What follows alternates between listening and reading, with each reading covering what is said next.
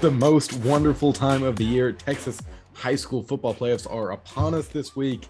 Welcome back to the Vipe podcast after a couple weeks. I'm Will Turbach, joined by Ella Heston. Ella, can you believe it? We're already here.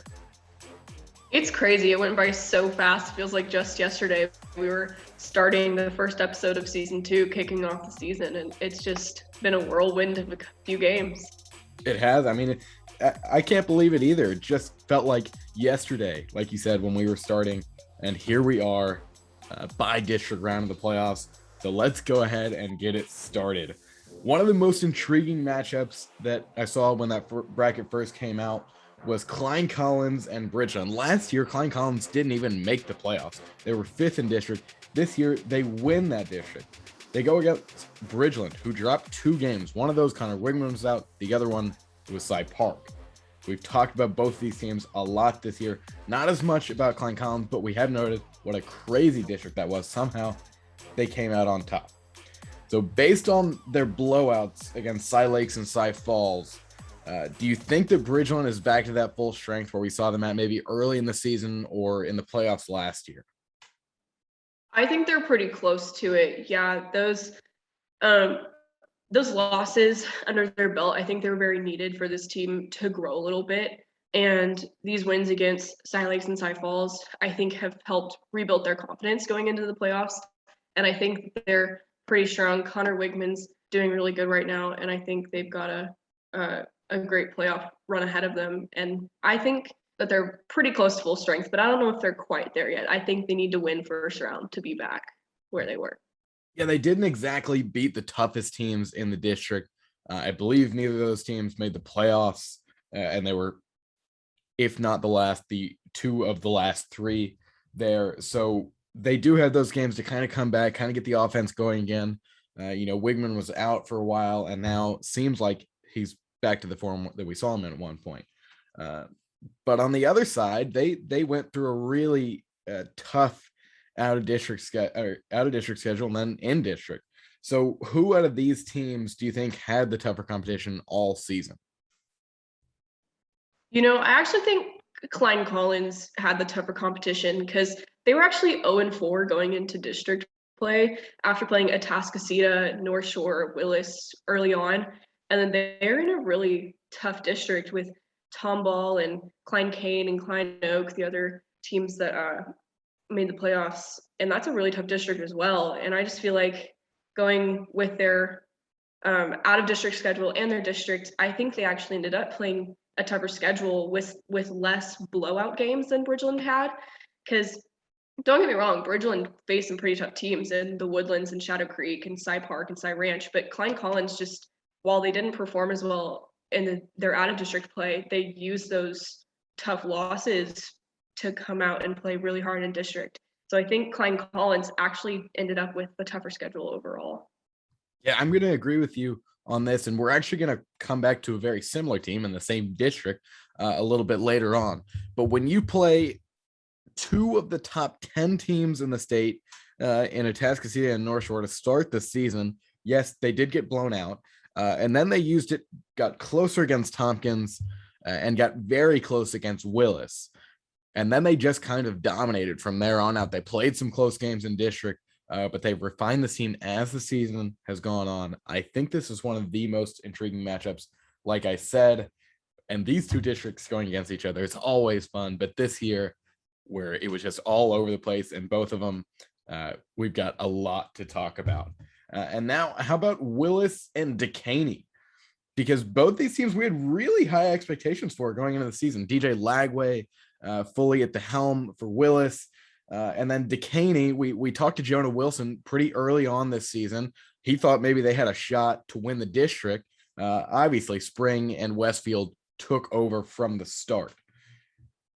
Did Willis kind of catch a break here going how they did and not having to play Spring or Westfield?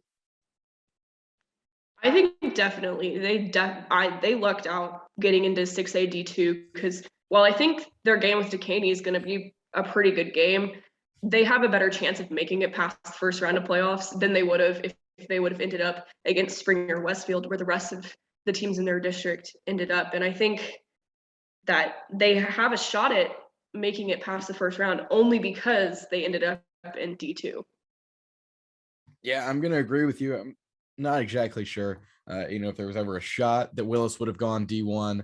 But either way, they go D2. They wasn't, the season that they were really hoping for. They dropped a few games that we didn't really think they would. We thought they would lose to Woodlands and maybe kind of dominate from there on out. Dropped a couple, somehow made the playoffs as the fourth best record. On the Dekaney side, they also didn't have the season that we had hoped for. I saw them in a couple close games. They really struggled without some of their key stars early in the season. So going into this one, I'm not asking you who you think will win because we'll get to picks a little bit later on. But who do you think should be considered the favorite in this game? They both have crazy seasons, and we're not exactly sure what to expect in this one. I think even though both seasons were pretty unpredictable, I think Willis should be considered the favorite in this game. And I'm kind of basing that off of their out of district schedule and the schedule they've played all season. It was a bit tougher than Dekaney's. So I think when you look at it statistically, Willis should come out on top in this game. But the winner, that's who knows. Who knows? Yeah, that's a great one. And what I say, we're going right back to that Klein ISD, Cy-Fair ISD matchup. Cy Ranch and Klein Oak. This is great. I've covered both these teams this year. Klein Oak got a chance to see a couple times in out of district play, and they had a really tough, just like Klein Collins did. They played North Shore. They played Atascocita. They didn't look as good as we thought they were early on. Do you think that gives them an edge over Cy Ranch playing such tough teams early on? I think it gives them a bit of an edge, yes. And because in that same situation with Klein Collins, like they played very tough teams. And even though they didn't necessarily pull out the wins over all of them, they learned a lot. You learn a lot in those tough games. And Cy Ranch didn't have as many this season. And so we don't really know how exactly they put up against a really tough team. We're kind of only basing that off of their performance against Bridgeland and Cy Park. But Klein Oak definitely has an advantage over Cy Ranch in that manner. But that doesn't do anything against Cy Ranch, who's one of the powerhouse teams in Region 2 right now. Yeah, Cy Ranch could be considered one of the favorites. And depending on who wins this game, it could really change the entire trajectory of, the whole playoffs. Cy Ranch lost both of their district games by one possession, 1 point to Langham Creek, and then 7 to Cy Park. And that was a game where I believe they were ahead for some of the time, and we thought it would kind of, shift who is going to be in the lead. We talked about that a few weeks ago, how crazy that turned out. My question about Cy Ranch is that should they really be considered a favorite in Region 2, or, was this just kind of they look special, but everyone was on the same playing field in that district, or are they really as good as people think they are? I think they've definitely got potential, but in my opinion, I think Region 2 of the 6A D1 bracket is the toughest in that in the entire road to state. You've got Duncanville, Spring, DeSoto, Westfield, all teams that Cy Ranch, if they continue winning, are gonna have to face if they win as well.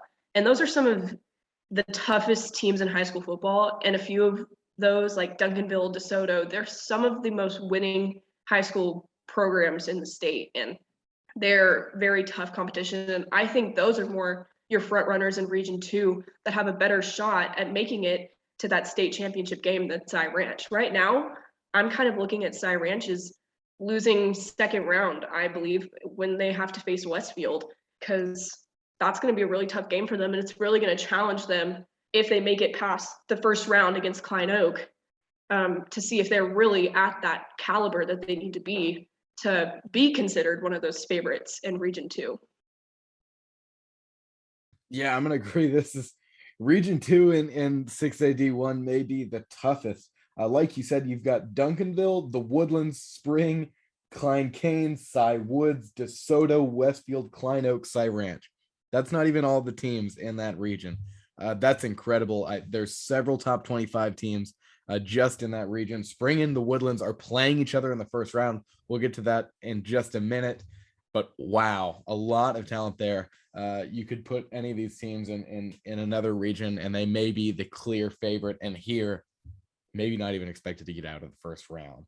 So we will keep you tuned on that. And now we head over to District 23 6A, Ella and I's home district. One of our teams made the play. Shadow Creek did. Strake Jesuit barely just not getting in because of Alief Taylor. They pulled out a win against Alvin. It was very close in that first half.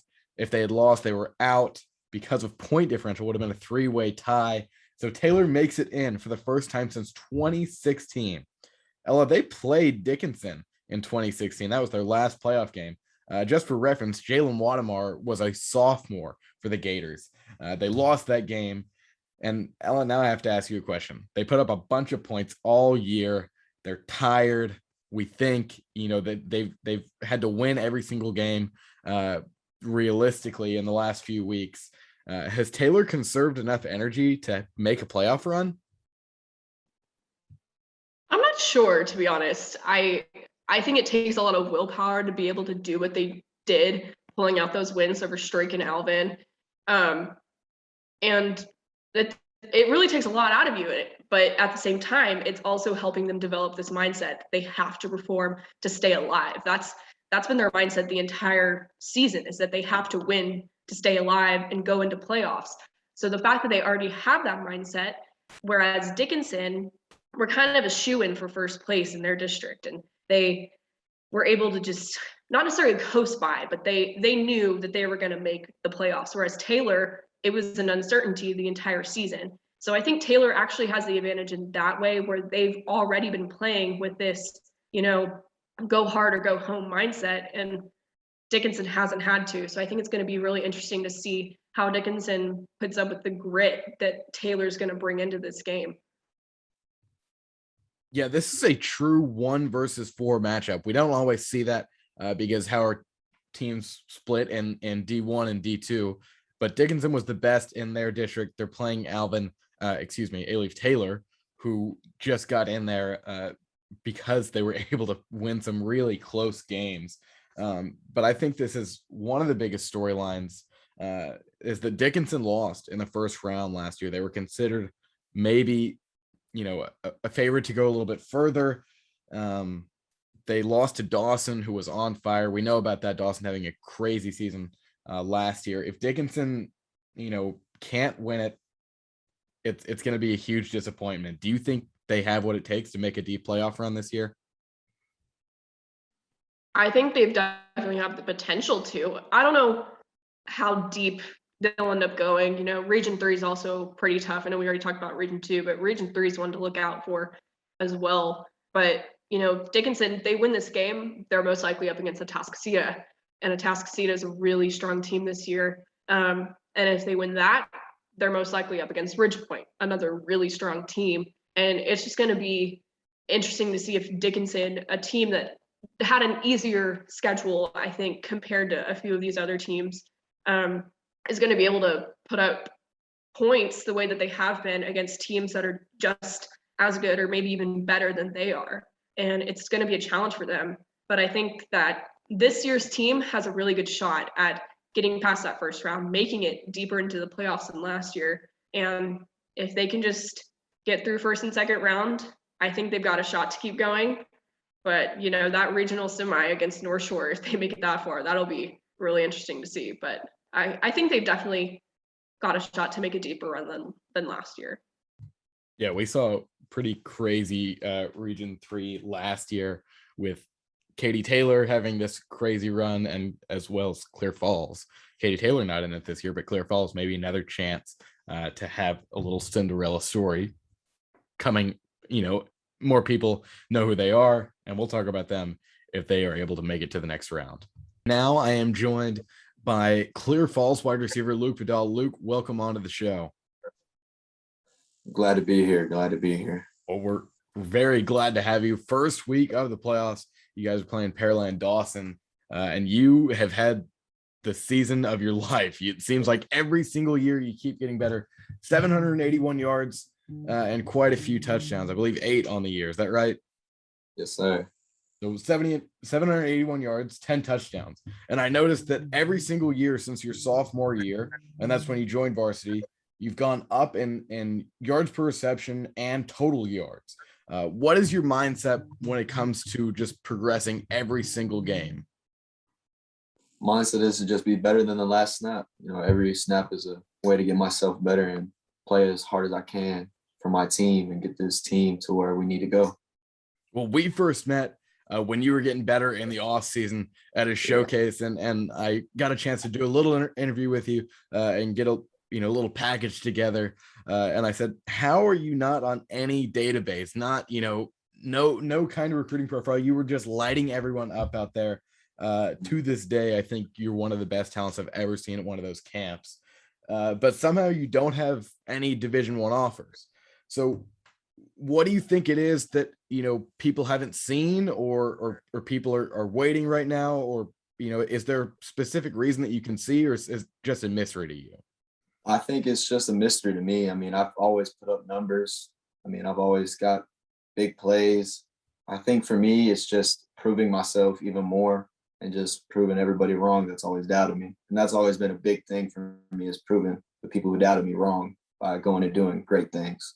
Absolutely. Do you believe that people are still looking at you right now, and that that first offer is just on its way? It's just maybe one more week? Always have that faith. Always will. I believe that there's somebody out there that will take a chance on me, and I will not make them regret it at all. Well, they're going to be a lucky program, whoever it is. And you've played in a lot of really big games. Last year, you guys made it all the way to the Region 3 finals against Katy, and really came out of nowhere. You defeated my team, Strike Jesuit, in the first round. Take me through that playoff run, because that was just wild. Oh my gosh, man. Every week, it was just about going out there and fighting till the fourth quarter said 0-0-0 on the clock. It was about every snap, just fighting until we could win the game. And I think a big part of that was just the work ethic and the fight that these dudes had last year and that we still have this year. So, I mean, really, it's just about us finishing games. And we finished a lot of games. Like, you notice, like, throughout most games in the fourth quarter, you would see us score at least 2 or 3 touchdowns. And I think that's really what pushed us through the playoffs last year. Yeah. So at what point in that playoff run did you realize, wow, we've really done something special here? We're kind of the sweetheart for all Texas high school football fans. For me, it was whenever we had beaten Katy Taylor, because I'd seen a poll somewhere on like Texas Football Life on Instagram, and people had put up 99% Katy Taylor, 1% Clear Falls. And I remember taking a screenshot of it and saying, y'all are going to remember this day that y'all doubted us. And then I had people DMing me like, you're still going to lose. You're going to lose by like 40. And then we ended up winning. So, I mean, that was when I knew that it was special. It was just an incredible run. I mean, you fell to the team that ended up, going out and dominating the rest of the competition. So I'm sure the morale wasn't completely down going into the off season. But what kind of expectations did you have realistically going into this season? Going into this season, realistically, I wanted us to win our district. We were going to go 10-0, undefeated in preseason, undefeated regular season, and just sweep everybody else. But we met a couple of our goals, being CCISD champions, beating Clear Creek, Clear Brook, Clear Springs, and Clear Lake. And we beat Springs for the first time as a varsity team, first time in school history, which is awesome. That was always been a big goal of mine because we've never liked Springs very much. So, I mean, those are just some of them. Yeah, I mean, you had from the regular season a much better record than you did last year. And we know a bunch of different things go in that.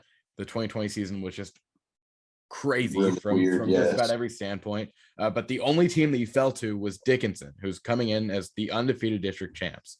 How did things change in the locker room after that game? After that game, it was a huge wake-up call because we had guys on our team thinking that we couldn't be beaten. And since we had gotten beat, I think it improved our mindset and our work ethic 10 times better. In the preseason, I thought we had a really great work ethic, but after that loss to Dickinson, it improved by a lot. Well, I mean, you guys have been on a roll in the last few weeks, and to start off the season, you played the team that you're playing this week, Mhm. Dawson, and really both of you guys had great seasons last year. Dawson comes in district champs. They're, just a great story. And then we have you. So that first week matchup was like, wow, uh, no one really know what to think. And a lot of people were picking Dawson just based on the momentum that they had. And you come in and dominate it. What do you remember from that game? And what have you used from it to prepare for this week? What we remember from it was being just more physical, being the more tenacious guy on the field and putting everybody on their butts and just working harder. I mean, that's really what this program has been about since it started, is working hard and doing the right thing every single play. So, what do you think the biggest change from your team has been from the beginning of the year to now? What is Dawson not accounting for in their scouting? What Dawson is not accounting for in their scout is just the new pieces that we've added to our offense. We've got a lot of different guys coming in, filling in big roles and making big plays for our squad. Well, we'll have to see. We'll just have to wait and see. Not very Yeah. much longer. Game coming up on Friday against Pearland Dawson. We wish you the best of luck, and hopefully I get to talk to you soon. Yes, sir. Look forward to talking to you again. And now we finish the week with picks like we always do. But Ella, we have 10 games to choose from, 5 from 6A D1, 5 from 6A D2. And let's go ahead and get it started with maybe the biggest one in the entire week, regardless of classification, the Woodlands and Spring. Who are you picking in this one? I feel like these are two of our favorite teams this year in the area, and it's going to be a really great game. Maybe Mid-Hour versus Bishop Davenport. It's going to be really interesting, but I think Spring's going to pull it out for this one. I'm going to have to agree. We love Mabry. We love Bishop. Like you said, two of our favorite teams, just great guys on both sides, great coaching staffs. I think Spring pulled this one out. I did say that they were going to be champions this year. We'll have to see how that turns out as we get deeper into the playoffs. How about Klein Cain and Cy Woods? I think this is another kind of toss-up. These are two pretty decent teams, and I actually think Cy Woods, they've pulled out some really interesting games this year, and I think they are definitely capable of doing it again. So Cy Woods.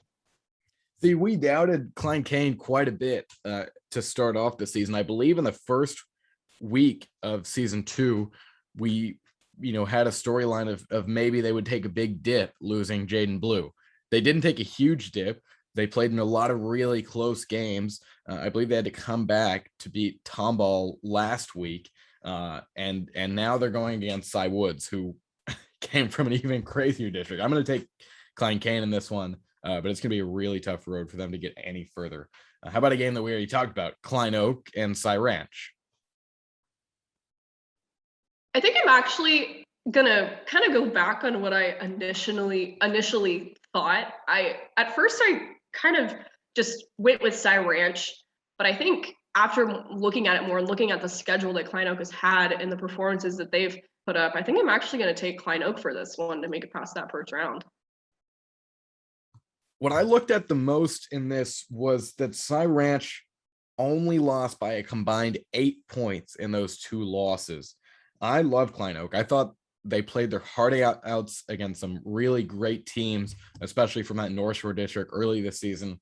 But Cy Ranch putting 43 points up on Cy Park, only losing by 1 to Langham Creek.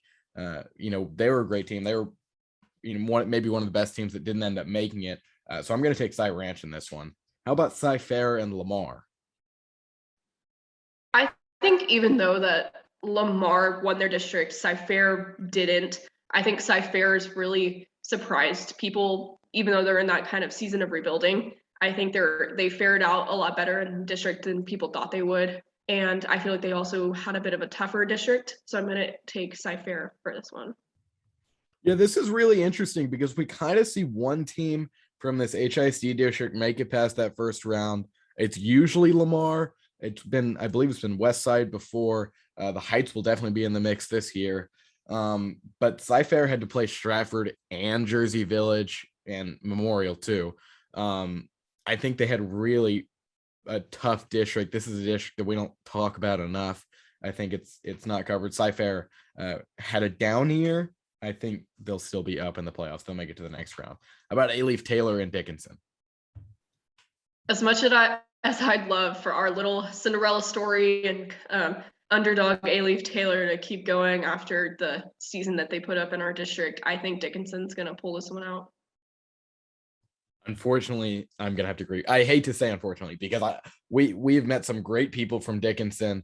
Donovan Green, Luke Martin over there at quarterback, PJ Williams. This is a great team. I love it. It's another Woodlands and Spring situation where you just hate to see a season to end for a team. Thankfully, Chase Jenkins will have another season over there at Alief Taylor, but I do think that Dickinson will win this one. How about Klein Collins and Bridgeland? I feel like this is a similar game to Klein Oak and Cy Ranch where it really could go either way. But even though Bridgeland has been a little bit on a decline since their like out of this world start to the season, I think Bridgeland is going to really pull it together for this playoff game because of the new mentality of like win or go home. And they're really going to pull out all their weapons against Klein Collins and make it to the second round. I guess this is my big upset pick of the week. I'm taking Klein Collins. I love that Klein district. Ashton, when he was here, just raved about it. And we saw how hard these teams fought. They didn't have any expectations for themselves. They just knew they needed to go out and play. What a great high school career from Connor Wigman. I'm not writing him off yet, but this is a tough game to play in the first round. We saw how great of a run he had last year. I hate to even pick this game. I think it's maybe the most level one in the playoffs. But I'm taking Klein Collins. Willis and Dekaney. I think, I said Willis is supposed to win, and I honestly think they will win, but it's really going to come down to the performance of Dekaney's Jaden Robertson. Robertson, excuse me. Because he's one of their main weapons for Dekaney. And I think him and Jonah Wilson together can really put up a challenge for this Willis team. But I think in the end, Willis at least should, and I think they will pull out the win. I'm going to agree with you on that one. I've seen Dekaney quite a few times this year. I thought they have all of the raw talent. They just haven't exactly been able to put it together. And because of that, I'm taking Willis, but the people over at Dekaney are always great to us. And I wish the best for them. And just to say something about their game, when they can't throw it up to Jonah Wilson every single time, they've got a pair of backs, including Jaden Robertson, that will just run a track meet. They had a great season. What about Memorial and the Heights? I keep comparing games, but I feel like there's so many games that are similar happening in this first round. And I feel like this one is fairly similar to the Cy-Fair and Lamar game, where that Houston district just isn't as tough as what Memorial has had to deal with this season against, Jersey Village, Stratford, Cy-Fair. This is a difficult district that Memorial had to get through to get to the playoffs. And I feel like Heights didn't necessarily have to go through the same process to get there. So I think in the end, it's going to be Memorial, but it's going to be a good game for them. I'll take Heights on this one. Based on what I have looked at and seen from Memorial, they didn't really prove themselves against Jersey Village and Stratford. They did put up a fight, but I think Heights has learned from their district play. They made a few mistakes. We've talked to some of their players already. They're coming into this playoffs determined, and I think they'll beat Memorial. But Cinco Ranch and Fort Bend Bush. This game is a bit of a toss-up for me, and I think I'm actually going to take Fort Bend Bush because they've had a pretty tough schedule, I think. Like, they were only down 28 to Ridgepoint, which is a lot, not going to lie, but they played a really tough Ridgepoint team. Then they finished second in their district, right behind Ridgepoint. And I think that Bush is going to pull out all the stops against Cinco Ranch because they're in it to win. Well, we are going to disagree on another one. Taking Cinco Ranch, I just don't think that you make it to the playoffs from this Katy district and don't make it at least one round. I think in my brackets I have every team, but whoever that fourth place team was, making it to the next round. This is great. And with the addition of Pato, we believe in the realignment, that district is only getting better. But that's something we'll have to worry about in a few months. And to finish it up here, Dawson and Clear Falls. I feel like the theme throughout the picks for me, at least this week, is the underdogs. And not necessarily that Clear Falls is an underdog, but I think they're going to win this game. And I think they've got the potential to go pretty far in this D2 bracket. And I think it's going to be them and Katie in the regional semis, because Clear Falls, they've got a great team. And while a lot of people kind of have been underestimating them, Dawson had a rough season, and it's not compared to what they put up last season. So I really think Clear Falls is going to be able to come out with this one and possibly go further. Yeah, at least we finish on an agreement, and I'm exactly right there with you. I think Clear Falls gets this. Then they would play the winner of Summer Creek and Channelview. Region 3 on that side is pretty open. All of those teams didn't dominate their districts. I'm not sure if we have a winner other than Channelview. So I think Clear Falls has another opportunity to make a really deep run, maybe get all the way to the finals. That's how I have it in my bracket. I believe that's how you have it in yours. So that'll be something to look out for. We picked 10 games this week, and we recapped quite a few of those. So we'll see you next week after the first round of the playoffs, where we will be able to preview our area round. For El Hestan, I'm Will Turboff. We'll see you soon.